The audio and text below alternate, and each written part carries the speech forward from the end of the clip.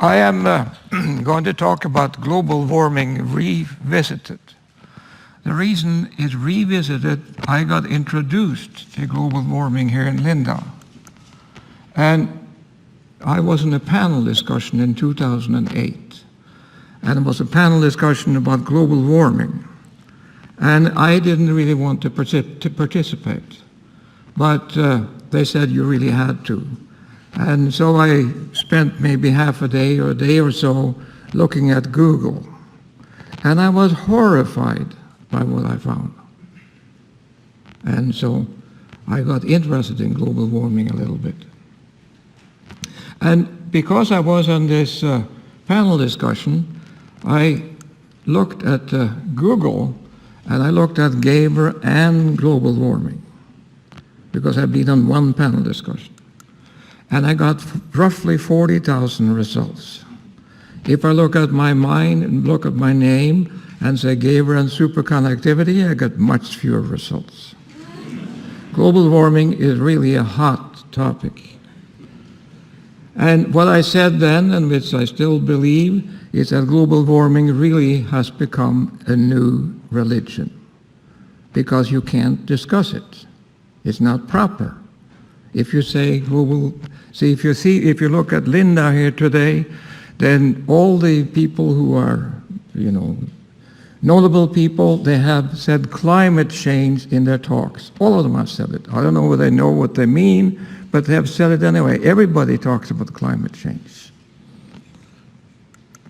So the American Physical Society, which I was a member, said the evidence is incontrovertible that global warming exists.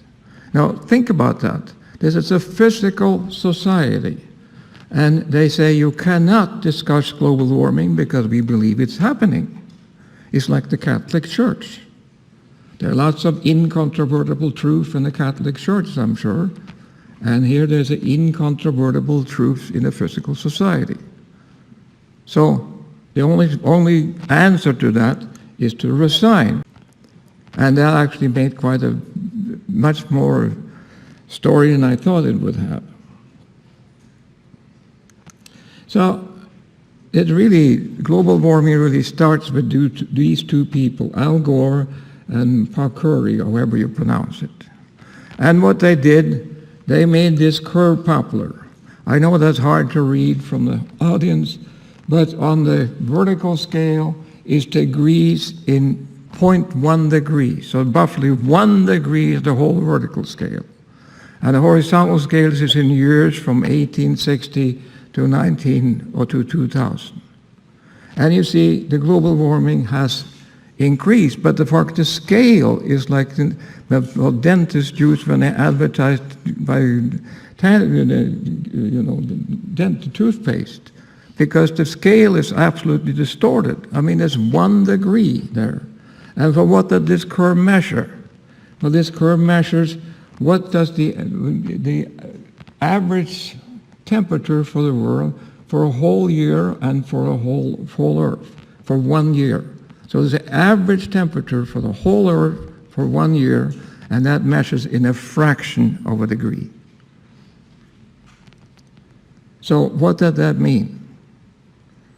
I think probably nothing. So let me talk about that again.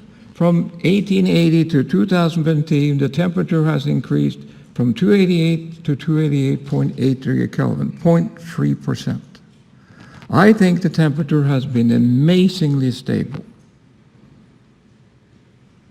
If I take where I live in Albany, New York, there are roughly 80 degree K difference between summer and winter at some time. And so would you think that 0.8 degree average on the Earth makes any difference to the climate in Albany? Is that sensible to you? Oh, the wrong way. So here is then where the temperature is measured. And you see there's point on the graph, so if you can read that, north of 60 degrees is 167 measurements. Between 30 and 60 degrees is quite a lot of measurements. The United States is all covered with things and stuff. So if you go finally to the South Pole, there are 8 thermometers, according to NASA. That's all they have, including the South Pole. 8 thermometers. And so if you had 8 thermometers to measure the average temperature in Germany, where would you put those 8 thermometers? 8 thermometers for a continent is nothing. And the fact is, as I deal with the South Pole, there has never been as cold on the South Pole as it is right now. There's more ice than there ever have been. And so, but people don't talk about that. They talk about the North Pole, where they have a warmer climate at the present time. And the other thing which upset me is that what is the optimum temperature for the Earth? Is that the temperature we have right now? That would be a miracle. Maybe it's 2 degrees warmer. Maybe it's 2 degrees colder. But nobody has told me what the optimal temperature is for the whole Earth. This is a little bit like American foreign policy. The foreign policy wants things to be as they are because we have it good in the United States. But even the foreign policy can't control the climate. The other thing is that both the alarmists and the deniers, I guess I'm quoted as a denier, measures the average temperature for the whole Earth for a whole year to a fraction of a degree, and that result is significant. Of course it's not. How can you possibly measure the average temperature for the whole Earth and for the whole year and come up with a fraction of a degree? So I have this slide here. I think the average temperature of the Earth is equal to the emperor's new clothes. Was a boy who said, cried, the emperor has no clothes on.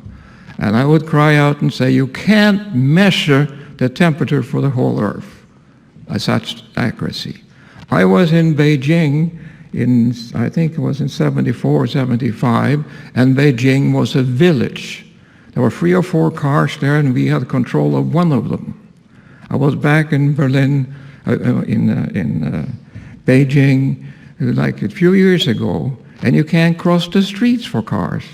And there are buildings which are like 30, 40 stories high everywhere. And so what had that done with the temperature for Beijing, you think? I mean, and if you think that when you measure temperature to 1900, the thermometer was standing sort of in the countryside, and now we go 1910, the more dense population density, and then the thermometers broke, you got new thermometers, and how can you think that I can measure this to a fraction of a degree? It's ridiculous. Now, this is what they have come up with, however, and this is for the last 19 years, roughly speaking. The temperature has not gone up. It's been constant for 19 years, almost as long as the life of the students here. They're probably at 23, 24 years old. So it hasn't gone up. And there was a big peak in 98, that's very recognizable. So what did the people who measure temperature do with that? Well, here is the latest temperature they have measured now, and they see the curve here, and if you look at the edge here, it goes up. I made a bit better one here. The temperature here goes up. How can that be when I just showed you the other curve, the temperature has been constant? Well, the reason for that is that they include now the ocean. But for 100 years, the ocean has not been included. Why do you think they include the ocean? Because it's more accurate, or because they can fiddle with the data? That's what NASA does. So Obama said last year that 2014 was the hottest year ever. But it's not true. It's not the hottest year. So if you don't believe I'm cheating you, here's some satellite data, and this is the peak in 98, and you see basically the satellite data shows the same thing. The temperature has not increased. So what is then the greenhouse effect? Well, without atmosphere, the Earth would have been roughly 35 degrees warmer, roughly speaking. Now, from 1898 to 1998, the temperature has increased 0.8 degrees. And the CO2 concentration has increased from 295 to 367, or roughly 72 parts per million in 100 years. Now from 1998, which is basically the hottest year, the CO2 has increased from 367 to 403, roughly 36 parts per million. That's half of the previous increase. So why hasn't the temperature increased 0.4 degrees then? I mean, if you're a physicist, for heaven's sake, and here's the experiment, and you have a theory, and the theory doesn't agree with the experiment, then you have to cut out the theory. You were wrong with the theory. See, that's half the thing. It should have been, but it isn't. So you can't believe then the people who are the alarmists say that CO2 is a terrible thing, and therefore you have to not drive and use solar cells and stuff, because otherwise the world will go to pot. But it's not true. It's absolutely not true. So nature, in its wisdom, this was happened actually in 2012, when I gave another talk on global warming here, has come up with a magazine. And they want to cash in on the fad. My friend said I shouldn't make fun of nature because then I won't publish my papers. But I don't publish my papers anyway, so I'm safe there. So they had an article in there, for example, that corn yield in Africa decreased 1% for each day over 30 degree Kelvin. See, that's a very difficult thing to determine. But they published that article anyway. There was nothing saying in Nature that in the United States we put 10% alcohol into gasoline. That's the most stupid program America ever done. But all the gasoline should have 10% ethanol in it. And that comes from corn as well, from corn grown in Iowa, I guess. And that's food. So for reason we do this, that food is much more expensive now because we do this. It's very costly and very stupid. But that's what the United States, sometimes the United States do stupid things. And nobody mentioned nature how important the CO2 is for plant growth. If you have more CO2, the plant grows faster. People use greenhouses and put CO2 in greenhouses to get a higher yield. But now, since the CO2 has increased, we get more plant and more growth faster. It's a wonderful thing, but they don't talk about that in nature. And also, nobody says big trees here in Lindau, for example, the beautiful trees are actually starving. But when a plant developed photosynthesis, there was much more carbon dioxide in the air. And so they could use much more, but there isn't any. So the plants are really starving. But they don't talk about how good it is for agriculture that CO2 is increasing. Here's another thing from nature, just to show you how ridiculous things are. There's a guy here says, or the guy or girl, I don't know, that the shrinking victims because of global warming is cotton, corn, strawberries, etc. These are things that get smaller because of global warming. So I read out strawberries here because they grow strawberries in Italy, and they grow strawberries in Norway. I never seen any difference in the size of the strawberries grown in Italy and Norway, but apparently they are. And if you're going to make a statement on that, how many strawberries has to count and weigh and deal with? See, it's ridiculous. And then it says here, herring is also smaller. But they catch a lot of herring in Norway. I never heard anybody say that. But they claim that all these things, lynx, wood rats, squirrels, shrimp, scallop, cotton, corn, everything gets smaller because of global warming. Published in Nature. So unfortunately, it is not true for people. So that's So here's another one. See, all this you can do, which I did when I went on that panel discussion. Here they say melting Greenland. And you look at that picture, it's carefully done, some people standing in the ice, and a river flowing off, and you think Greenland will disappear. But the information on the internet, which is wonderful, and I looked it up, there are 4 harbors in Greenland. And this is the name of the harbors. I won't pronounce them, but you see the coldest years include 1992, 1997, and so on. The one on the here are the coldest years. And here are the warmest years. And so the warmest years basically the 1930. And those are the facts. Those are the temperature the people in the harbors in Greenland has measured over the years. And it doesn't look like it's getting any warmer. I mean, I don't understand it. Where does the data come from? Who says what this says? Now, of course, global warming is supposed to cause the climate change. That's what it was. But the climate changes anyway. The climate has always changed. But the people who believe in global warming say the reason climate changes is because of global warming. And the World Meteorological Organization said you need 30 years to determine the climate. So this is a difficult slide to see here, but this is the rainfall in lots of places all over the world. But if we focus on this one here, this is the Dust Bowl in the Midwest in the 30s. You see we have the Dust Bowl there. And you look at here in Africa, the huge amount of rain. The climate has changed everywhere, all the time. And that was before we talked about global warming. And the people in the Dust Bowl, people know how to move to California. The Steinbeck wrote the story of the Grape of Wrath about that. It was a very wonderful story. And so this has happened all the time, happened everywhere, and it's nothing to do with global warming.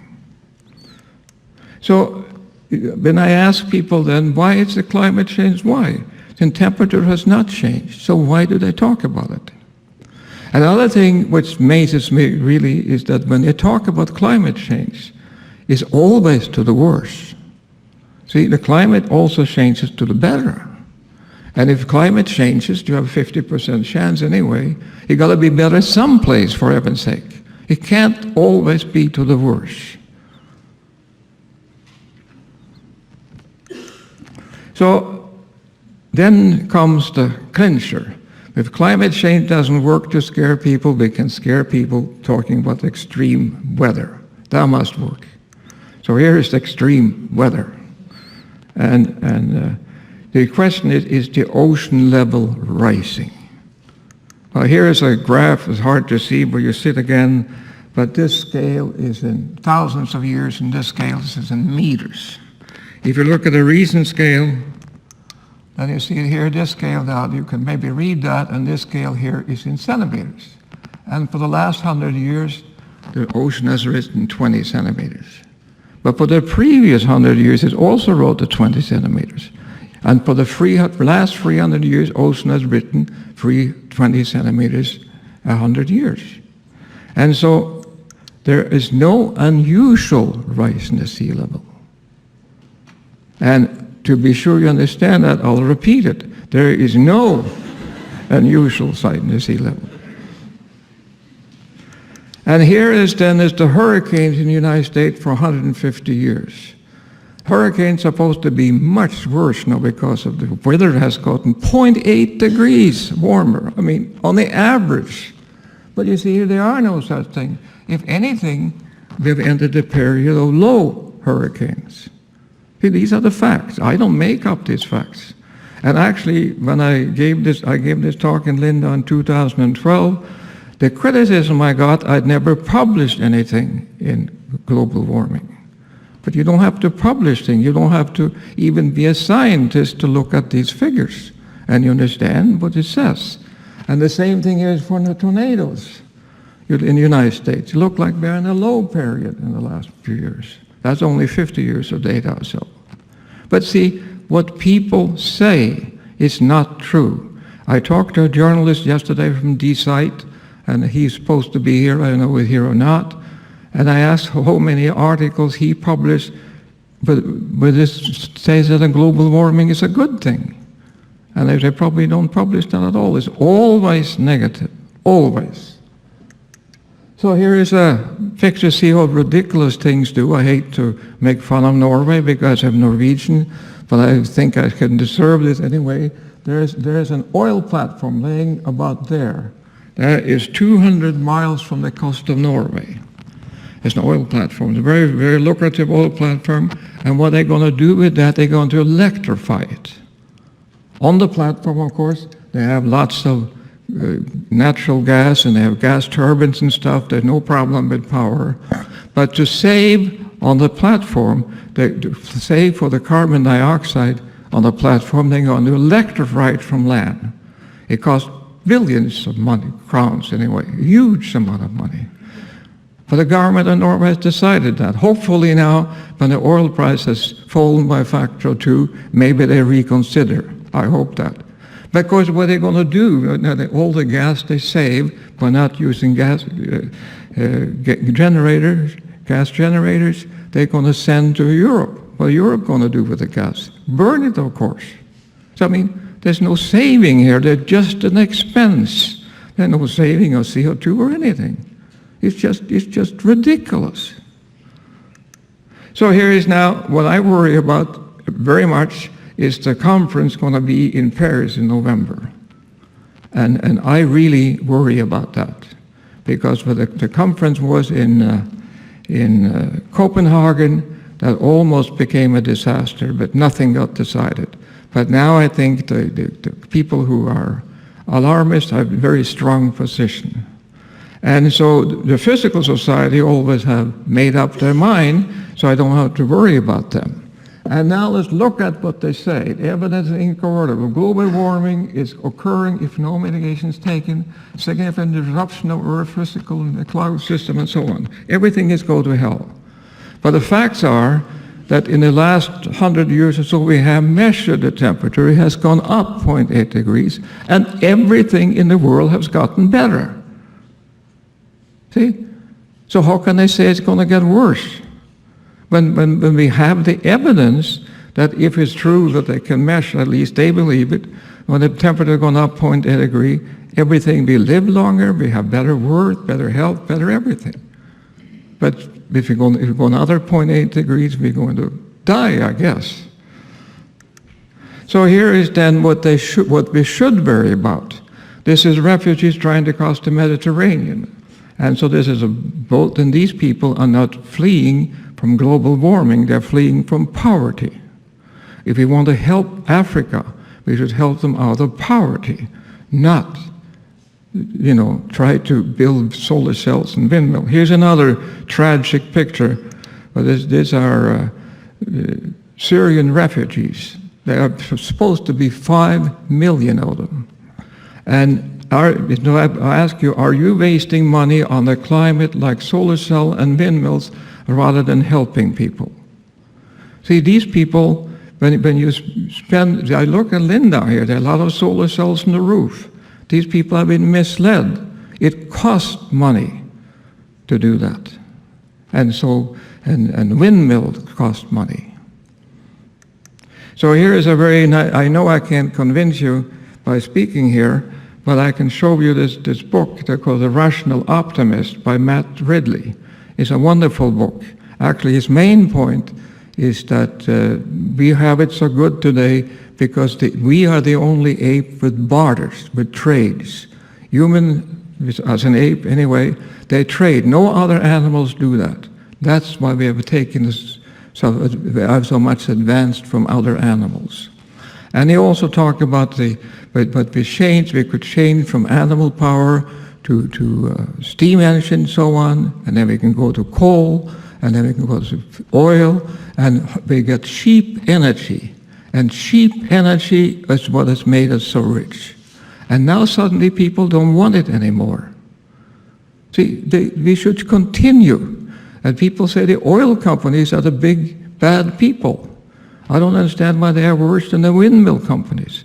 General Electric made windmills. They don't tell you it's not economical because they make money on it.